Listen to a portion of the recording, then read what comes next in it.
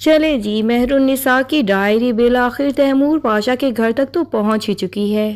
ہاں، یہ بات اور ہے کہ اسے چوری کر کے رمشا یہاں لے کے آئی ہے، نہ کہ تیمور پاشا کو دکھانے کے لیے اور سچائی بتانے کے لیے لایا گیا ہے۔ پر رمشا کو کیا پتا کہ اس کی یہی چوری اس کے لیے کتنی نقصان دہ ثابت ہونے والی ہے بہت ہی جلد۔ رمشا جب مہر النساء کی ڈائری پڑھنا شروع کرتی ہے تو وہ تو دن رات ایک کر کے پوری ڈائری ختم ہی کر ڈالتی ہے، اور دل ہی دل میں خوش ہوتی ہے کہ رمشا، یہ تو بڑا اچھا کام کیا کہ یہ ڈائری تمہارے ہاتھ لگ گئی اور تم اسے یہاں لے آئی، کیونکہ جس طرح امی کا ضمیر ان کو ہر روز ملامت کرتا رہتا ہے اور سجل کی سچائی بتانے کا بھوت ان پہ ہر ٹائم سوار رہتا ہے، اسی مرض میں اگر وہ کسی دن یہ ڈائری تیمور پاشا کے حوالے کر دیتی تو میری تو زندگی وہیں کی وہیں رک جاتی۔ اور رمشا میڈم کو یہ لگتا ہے کہ مہر النساء کی یہ ڈائری پوری پڑھ کے ان کے بارے میں جو اور بھی باتیں پتہ چلیں گی تو میں اپنی زندگی بھی ویسی ہی بنانے کی کوشش کروں گی، اور یوں تیمور پاشا کو میں مزید مہر النساء کی اور اپنی بیٹی دکھائی دینے لگوں گی۔ ویسے بھی جب سے ارجمن نے یہ پھلجھڑی چھوڑی ہے کہ احمد اصل میں میرا بوائے فرینڈ تھا اور میں نے اس کے ساتھ کوئی دھوکہ کیا تھا جس کا بدلہ لینے کے لیے وہ واپس آیا، تب سے ڈیڈ نے میرے ساتھ بات کرنا ہی چھوڑ دیا ہے۔ تو اب جب اپنی عادتیں مہر النساء جیسی بنا لوں گی تو ڈیڈ کو میرے اندر دوبارہ سے مہر النساء دکھائی دے گی، اور پھر تو وہ مجھ سے بات کرنے ہی لگیں گے اور ان کا دل بھی مجھ سے بالکل صاف ہو جائے گا۔ دوسری طرف رابعہ، جو کہ یہ ڈائری اپنے تکیے کے نیچے ہی رکھ کے سوتی ہے، کیونکہ رمشا تو کب سے اس کو چھوڑ کے جا چکی ہے، اور جب سے سجل کی بھی شادی ہو گئی ہے رابعہ بالکل اکیلی پڑ گئی تھی اس گھر میں، تو اس نے مہر النساء کی ڈائری کو ہی اپنی دوست بنا لیا تھا اور ڈیلی رات کو پڑھنے کی عادت بنائی ہوئی تھی، اور مہر النساء کی ڈائری پڑھتے پڑھتے اسے ایسا لگتا تھا جیسے وہ مہر النساء سے ہی باتیں کر رہی ہو۔ سب لوگوں کے جانے کے بعد جب وہ اپنے تکیے کے نیچے ہاتھ مارتی ہے تو اسے پتہ چلتا ہے کہ ڈائری تو وہاں سے غائب ہو چکی ہے۔ اسے تو اچھے سے یاد ہوتا ہے کہ یہ ڈائری تو میں اپنے تکیے کے نیچے ہی رکھتی تھی۔ تبھی اسے یاد آتا ہے کہ رمشا بھی اس کے کمرے میں آئی تھی، اور اسے پورا یقین ہوتا ہے کہ یہ ڈائری یقیناً رمشا کے ہی ہاتھ لگ چکی ہے۔ دوسری طرف تیمور پاشا کو جب سے یہ سچائی پتہ چلی ہے کہ علیزے کے کڈنیپ کے پیچھے سالار کا ہاتھ نہیں بلکہ ساری کی ساری کارستانی ارجمن کی تھی، ارجمن کو بچانے کے لیے ہی سالار تو صرف اپنا نام یوز کر رہا تھا تاکہ ان دونوں کا رشتہ بچا رہ جائے، کیونکہ سارا سچ اگر تیمور پاشا کے سامنے آ جاتا تو وہ یقیناً کھڑے کے کھڑے ہی ارجمن کو طلاق بھی دے دیتا۔ یہاں تیمور پاشا کو بڑا افسوس ہوتا ہے کہ کاش اسے یہ ساری سچائی پہلے سے پتہ ہی ہوتی تو وہ اس طرح سالار کو غصے میں گھر سے نہ نکل جانے کا کہتا، کیونکہ تیمور پاشا نے سالار کو نہ صرف بیٹا کہا بلکہ دل سے اسے اپنا بیٹا ہی مانتا ہے۔ ادھر سالار بھی بظاہر تو تیمور پاشا سے ناراض ہے، لیکن دل سے تو وہ تیمور پاشا کو اپنے باپ سے بڑھ کے چاہتا ہے، تبھی تو اس فیملی کو بچانے کے لیے اس نے اپنا نام بھی استعمال کیا اور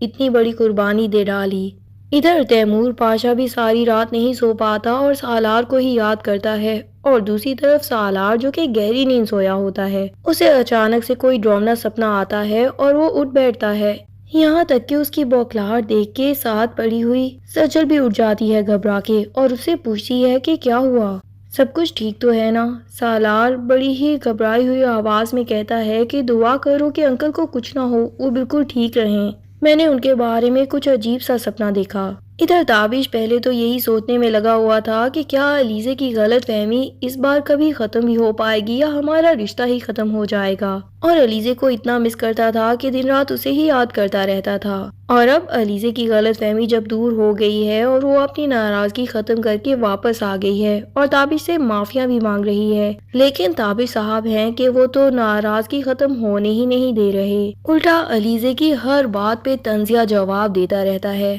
اور اس سے بالکل منہ بگاڑ کے انجان بن کے گھر میں پھرتا ہے۔ علیزے سے یہ سب برداشت نہیں ہوتا تو وہ تابش سے پوچھ ہی لیتی ہے کہ آخر کب تک یہ لا تعلقی رکھو گے میرے ساتھ؟ تابش پھر سے ایک تانا دے مارتا ہے کہ یہ لا تعلقی کا لفظ تو تمہارے منہ سے بالکل اچھا نہیں لگ رہا۔ علیزے اپنی طرف سے پوری ممکن کوششیں کر رہی ہے کہ تابش کو منا لے اور اسے بتا دے کہ مجھے تم پہ پورا اعتبار آ چکا ہے اور میں دل سے شرمندہ ہوں اور اپنی غلطی کے لیے معافی مانگنا چاہتی ہوں، لیکن تابش صاحب تو اتنا ہی اکڑ رہے ہیں، یہاں تک کہ اس کی ماں بھی اسے کہتی ہے کہ بس بھی کر جاؤ اور کتنا تڑپاؤ گے بچی کو۔ اب یقیناً تابش کی ماں ہی علیزے کا ساتھ دے گی اور کچھ ایسا شو کروائے گی جیسے علیزے کی طبیعت اچانک بہت بگڑ گئی ہے، اور پھر تابش دل سے تو علیزے سے بہت محبت کرتا ہے، اس کی طبیعت بگڑی یا کچھ بھی اس کے ساتھ برا تو وہ دیکھ بھی نہیں سکتا، اس لیے اس بات کا سن کے تو وہ فوراً ہی مان جائے گا۔ ادھر رابعہ رمشا کو گھر بلا کے اس سے پوچھتی ہے کہ بتاؤ آخر مہرالنساء کی ڈائری کہاں ہے، تم نے چوری کیوں کی؟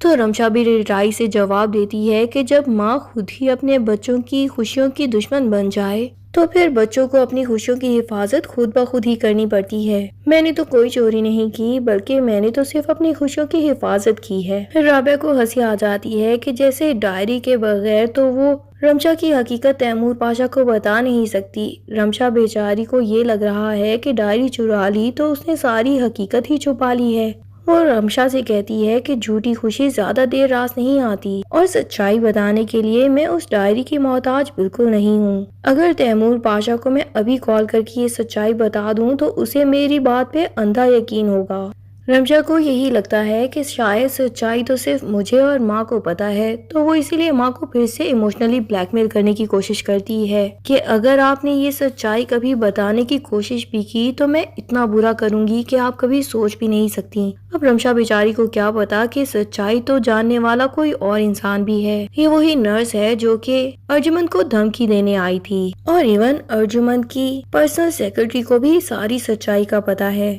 ادھر تیمور پاشا نے احمد کا پیچھا ابھی تک نہیں چھوڑا، بلکہ وہ احمد کی ابھی تک تلاش جاری رکھے ہوئے ہے، کیونکہ وہ سارا سچ جاننا چاہتا ہے کہ آخر یہ احمد کیوں رمشا کے پیچھے تھا۔ بالآخر کسی نہ کسی دن تو احمد تیمور پاشا کو مل ہی جائے گا، اور پھر وہ ساری سچائی بھی تیمور پاشا کو بتا دینے والا ہے کہ کس طرح رمشا نے اسے اپنی محبت کے جال میں پھنسایا، اور اس کے بعد اس کے گھر والوں کے سامنے ہی اسے سجر کے ساتھ بدنام کر کے جھوٹا بنا دیا، یہاں تک کہ اس کی ماں کی جان بھی چلی گئی۔ لیکن رمشا کو تھوڑا سا بھی افسوس نہیں ہوا، اس نے معافی کے 2 الفاظ تک نہیں کہے احمد کے سامنے، اسی لیے وہ اس کی جان کا دشمن بنا ہوا ہے۔ اب احمد کی بات سن کے بھی تیمور پاشا کو یقین آ جائے گا کہ رمشا میری مہرالنساء کی اولاد نہیں ہو سکتی، کیونکہ مہرالنساء تو محبت میں اس حد تک جا سکتی تھی کہ اس نے اپنی جان کی قربانی تک دے دی۔ اس کی بیٹی یوں موقع پرست اور کسی کو دھوکہ دینے والی آخر کیسے ہو سکتی ہے؟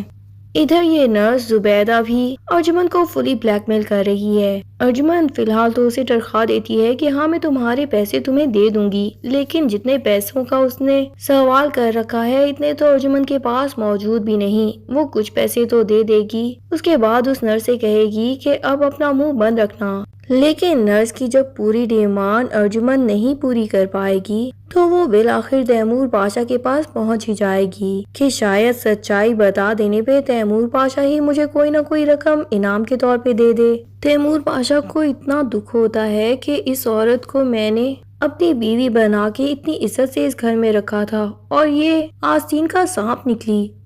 اس نے نہ صرف میری بیٹی کو آج سے 25 سال پہلے ہی مروا دینے کی کوشش کی، بلکہ ابھی تک اس کی جان کی دشمن بنی ہوئی ہے۔ تیمور پاشا سالار کو بھی میسج کر دے گا کہ سالار، یہ زندگی بہت چھوٹی ہے، اس لیے رشتے یوں ختم نہیں کر دینے چاہیے، بلکہ معاف کر دینا چاہیے اور آگے بڑھنا چاہیے۔ اور ادھر رمشا جو ڈائری اپنے گھر لے کے آئی ہے، عین ممکن ہے کہ یہ ڈائری تیمور پاشا کے ہاتھ لگ جائے، اور پھر جیسے ہی وہ ڈائری پڑھے گا تب تو ساری سچائی اس کے سامنے خود بخود ہی آ جائے گی۔ اینی ویز کیا ہونے والا ہے اور کیسے ہونے والا ہے اس ڈرامے کا اینڈ، یہ جاننے کے لیے ڈرامے کی نیکسٹ ایپیسوڈ کا انتظار کیجیے۔ تب تک کے لیے اللہ حافظ۔ ویڈیو پسند آئے تو لائک اینڈ کمنٹ ضرور کر دیں، اور چینل کو سبسکرائب کرنا نہ بھولیے۔ Thank you.